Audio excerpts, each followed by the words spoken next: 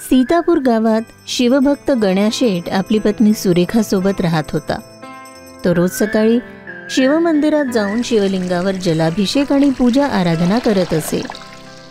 गण्याशेठ त्या गावातील संपन्न लोकांमध्ये होता. त्याच्याकडे इतकी धनसंपत्ती होती की त्याच्या पुढच्या 4 पिढ्यांसाठी सुद्धा सर्व व्यवस्था शक्य होती. पण देवाच्या मनात काही औरच होते. काही काळानंतर गण्याशेठची पत्नी सुरेखा खूप आजारी झाली. देश विदेशातील इलाज केला तरीही सुरेखाच्या तब्येतीत कसलीच सुधारणा नव्हती. शेवटी थकून गण्याशेठ सुरेखाला सीतापूर गावातच घेऊन आले आणि तिथल्या एका स्थानिक डॉक्टरांनाच तिचा इलाज करण्यास सांगितले. डॉक्टर, मी देश विदेशात जाऊन सुरेखाला वेगवेगळ्या डॉक्टरांना दाखवले, पण सुरेखाच्या तब्येतीत काहीच सुधारणा होत नाहीये. आपण या गावातले सर्वात जुने डॉक्टर आहात. आपण सुद्धा एकदा तपासून घ्या. हे शक्य आहे की आपल्या औषधामुळे सुरेखाला बरं वाटेल? गण्याशेठ, मी आपल्याकडून सर्व प्रयत्न करणार. माझ्या औषधाने आत्तापर्यंत अनेक दुर्धर आजार बरे झाले आहेत. देवाची कृपा असली तर तुमची पत्नी सुरेखाला सुद्धा बरे वाटेल. डॉक्टरांनी असे म्हटल्यावर गण्याशेठला थोडे बरे वाटले आणि मग त्यांनी डॉक्टरांना तिच्या आधीचे रिपोर्ट्स आणि औषधे दाखवणं सुरू केलं. असेच 1 वर्ष झाले. औषधे घेऊन सुद्धा सुरेखाच्या तब्येतीत काहीच सुधारणा नव्हती. गण्याशेठ तिची खालवत चाललेली तब्येत बघून त्रासून गेले होते. एका रात्री त्यांच्या स्वप्नात देवाधिदेव महादेव आले आणि म्हणाले, तुझ्यासारखा भक्त मिळवून मी प्रसन्न आहे. हे बघ गण्याशेठ, जीवनात परीक्षेला तर सर्वांनाच तोंड द्यायचे असते, पण यश त्यालाच मिळते जो माघार घेत नाही. तुझ्या पत्नीला तिच्या मागील कर्माची शिक्षा मिळत आहे, पण तुझी भक्ती बघून मला राहवले गेले नाही आणि मी तुला मार्ग दाखवण्यास आलो आहे. उद्या तू घरून निघाल्यावर ज्याला पण पहिल्यांदा बघशील त्याची मदत कर आणि मग बघशील की तुझ्या जीवनात दुःख पूर्णपणे विरून जाणार. असे म्हणून महादेव अंतर्ध्यान होतात आणि तेव्हाच गण्याशेठची झोप उघडते. हे देवाधिदेव महादेव, आपण मला खरंच स्वप्नात येऊन दर्शन दिले का? खरंच मी इतका भाग्यशाळी आहे की आपल्या दर्शनाचे सौभाग्य मला मिळाले?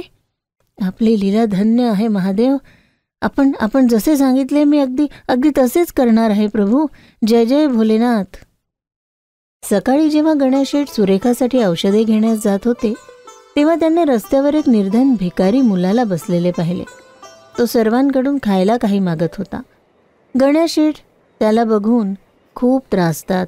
त्यांना दया येते. ते त्यांच्या जवळ जातात आणि म्हणतात, बाळ, तू कोण आहेस आणि तुझे नाव काय आहे? माझे नाव रोहन आहे. मी एका अनाथालयात राहत होतो, पण तिथल्या संचालकांनी त्याला विकून दिले. त्यामुळे आम्ही सर्व मुलं एकमेकांपासून वेगळे झालो आहोत आणि मला रोज खाण्यासाठी भीक मागावी लागते. रोहनच्या जीवनाची विटंबना बघून गण्याशेठला आपल्या जीवनाचे दुःख एकदम थिटे वाटू लागले होते. त्यांनी मग रोहनला पोटभर जेवण दिले आणि सुरेखाच्या औषधासाठी आणलेले सर्व पैसे रोहनला देऊन टाकले. त्याचबरोबर गण्याशेठ त्याला एक कागद देतात. त्यावर त्यांचा नंबर आणि पत्ता लिहिलेला असतो. मग गण्याशेठ तिथून निघून जातात. काही महिने असेच जातात. हळूहळू सुरेखाच्या तब्येतीत सुधार दिसू लागतो. डॉक्टरांना सुद्धा आश्चर्य होतं की अकस्मात हा सुधार कसा होतोय. आणि इकडे रोहन गण्याशेठनी दिलेल्या पैशांनी शेंगाचा एक ठेला लावतो. मग काही दिवसांनंतर त्याला विकून तो एक फळांचे दुकान खरेदी करतो. त्याचा फायदा वाढत जातो आणि आज तो एक मोठ्या फॅक्टरीचा मालक झालाय. एका दिवशी रोहन आपल्या ऑफिसमध्ये बसून आपल्या जीवनाबद्दल सर्व काही आपल्या मित्राला सांगत होता. तेवढ्यात त्याला गण्याशेठची आठवण झाली आणि तो त्यांनी दिलेला कागद शोधू लागला. काही वेळ शोधल्यानंतर रोहनला तो गण्याशेठने दिलेला कागद मिळाला.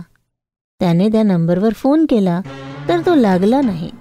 रोहनने विचार केला, गण्याशेठचा नंबर तर काही लागत नाहीये, आता काय करावे? होय, त्यांनी दिलेल्या कागदावर त्यांचा पत्ता सुद्धा आहे. मी त्यांना घरी जाऊनच भेटतो. तसेही कितीतरी वर्ष झाले मी गण्या शेठ यांना भेटलो नाहीये.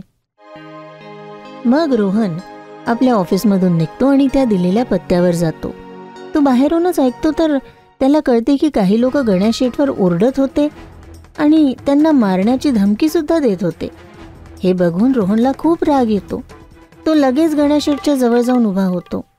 आधी तर गण्या शेठ त्याला बघून गोंधळून जातात. ते त्याला ओळखतच नाही. कोण आहात तुम्ही आणि यांना असे का बोलत आहात? या गण्या शेठने आमच्याकडून उसने पैसे घेतलेत. आता कितीतरी महिने झालेत पण यांनी ते पैसे परत केलेले नाहीये. किती वेळा मागितले तरी आज उद्या करत पैसे परत न करण्यासाठी कारणं देत राहतो. आज आम्ही याला सोडणार नाही. होय होय बरोबर आहे. आज आम्ही याला सोडणार नाही. आज तर आम्ही याला दाखवणारच आहे. हे सर्व झाल्याने रोहनला परिस्थितीचा अंदाज आला. त्यांनी आपल्याकडून काही पैसे त्या लोकांना देत सांगितले, हे घ्या तुमचे पैसे आणि हे काही जास्तीचे पैसे सुद्धा. आता यापुढे इथे येण्याचे काम नाहीये तुमचे. चलते वा आता इथून. रोहनला सर्व पैसे देताना बघून गण्या शेठ आश्चर्य करत राहिले आणि मग त्यांनी त्याला विचारले, तू कोण आहेस बाळ? मी तुला नाही ओळखलं. शेठजी, मी तोच मुलगा आहे ज्याला आपण जेवण दिले होते आणि आपल्या पत्नीच्या औषधाचे पैसे मला देऊन केवढा मोठा उपकार केला होता. मी आपल्याला शोधण्याचा खूप प्रयत्न केला आणि मग शेवटी मला तुमचा तो कागद मिळाला ज्यावर तुम्ही आपला नंबर आणि पत्ता लिहून ठेवला होता. आपला फोन लागत नव्हता म्हणून मी विचार केला की आज आपल्या घरी येऊन भेटावे आणि इथे येऊन पाहिले तर हा सर्व प्रकार. तुम्ही काळजी नका करू शेठजी, आता मी नेहमीच तुमच्यासोबत असणार. रोहनच्या गोष्टी ऐकून गण्या शेठला सर्व काही आठवते आणि ते आनंदाने त्याला जवळ घेतात. आता गण्या शेठचे जीवन एकदम उत्तम झाले होते.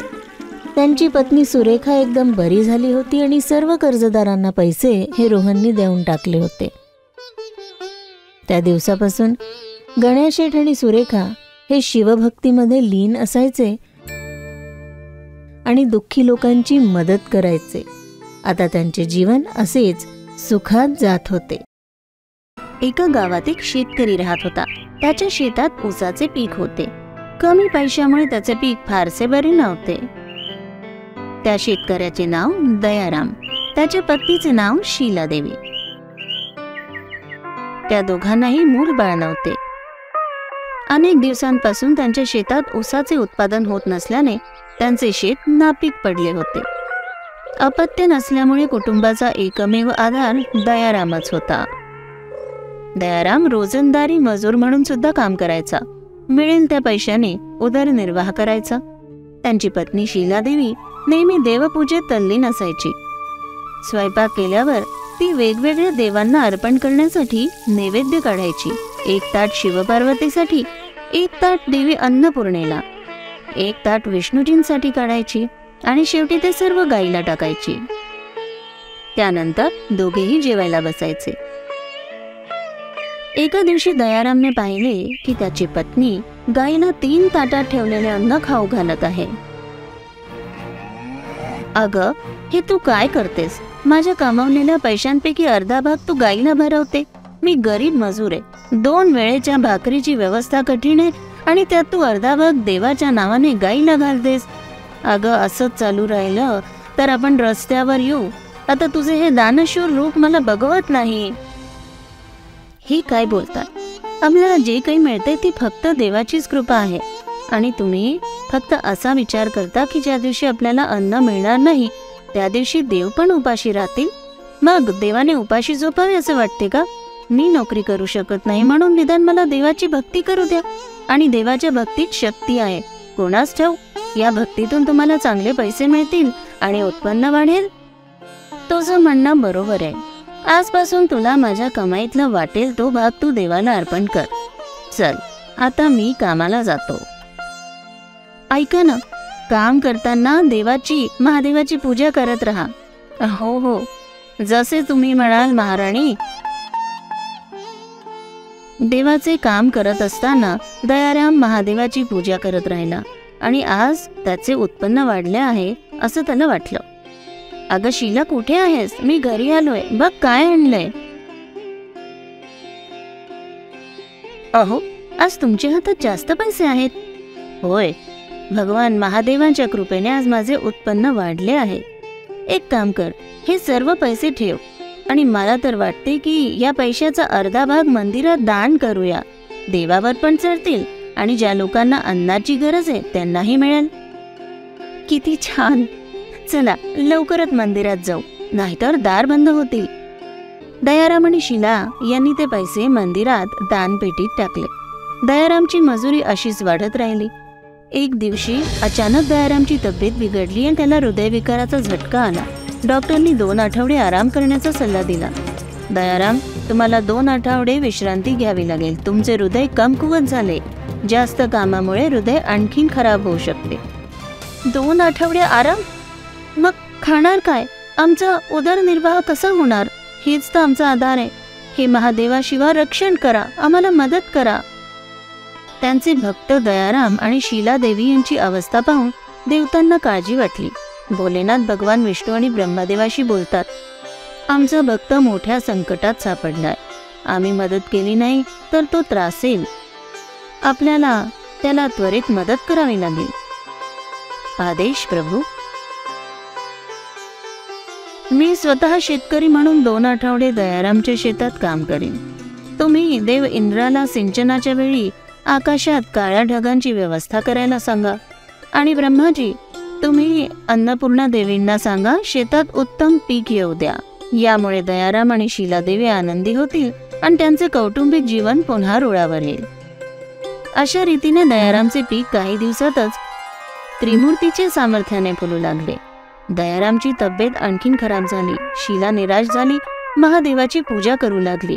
प्रार्थना करताना दयारामच्या पायाजवळ झोपली. भगवान भोलेनाथ तिच्या स्वप्नात आले. म्हणाले, डोळे उघड शीला, तुझ्या भक्तीने मी प्रसन्न झालोय. मी स्वतः तुझ्या शेतात जाऊन काम केले आहे. त्यामुळे तुझ्या शेतात बरीच पिके उगवली आहे.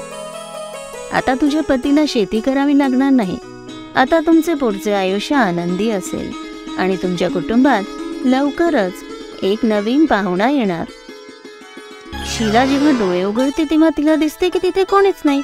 मग तिने दयारामला तिच्या स्वप्नाची कहाणी सांगितली. महादेव माझ्या स्वप्नात आले होते आणि त्यांनी मला सांगितले की आज तुम्हाला मजुरीचे काम करावे लागणार नाही. आणि हेही म्हटलं की स्वतः आपल्या शेतात कामाला गेले होते, त्यामुळे आपले पीक खूप मोठी झाली आहे.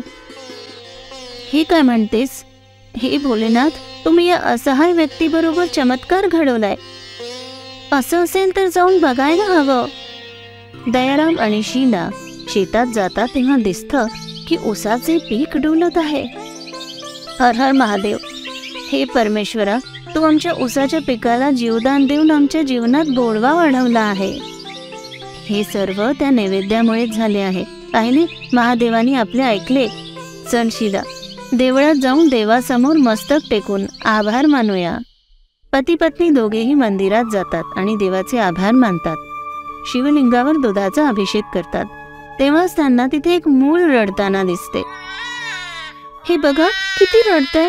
कुठे त्याचे आई वडील? तेव्हाच महादेव स्वतः पुजारी म्हणून येतात.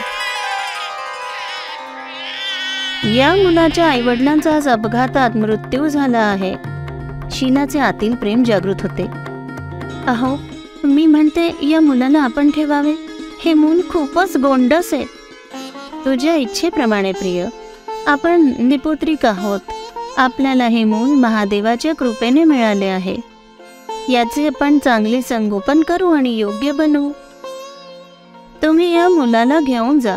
कदाचित भोलेनाथची हीच इच्छा असेल. पुजारी पती पत्नी दोघांनाही ते मूल देतो.